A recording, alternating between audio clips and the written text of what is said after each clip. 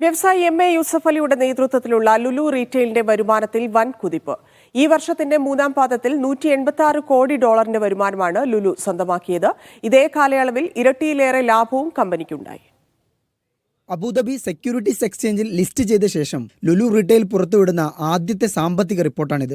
ഇതുപ്രകാരം 15,700 കോടി രൂപയാണ് ജൂലൈ-സെപ്റ്റംബർ പാദത്തിൽ ലുലുവിന്റെ വരുമാനം. മുൻവർഷം ഇതേ കാലയളവിനെ അപേക്ഷിച്ച് 6.1% വളർച്ചയാണ് വരുമാനത്തിൽ രേഖപ്പെടുത്തിയത്. 2024 ആദ്യ 9 മാസം വരുമാനത്തിൽ 5.7% വർധനയുമുണ്ടായി. മൂന്നാം പാദത്തിലെ സജീവ ബിസിനസ്സിൽ നിന്ന് $35.1 മില്യൺ ലാഭവും ലുലു നേടി. മുൻവർഷം ഈ പാദത്തെ അപേക്ഷിച്ച് 126% ലാഭം വർദ്ധിച്ചത്.